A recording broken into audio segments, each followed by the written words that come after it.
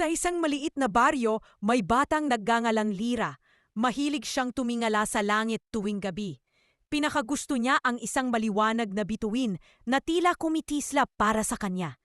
Tuwing malungkot si Lira, tinititigan lang niya ang bituin at gumagaan ang pakiramdam niya.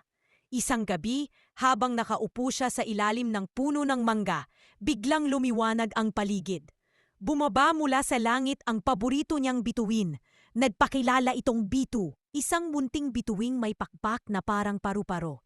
Lira, naririnig ko ang bawat dasal mo, sabi ni Bitu.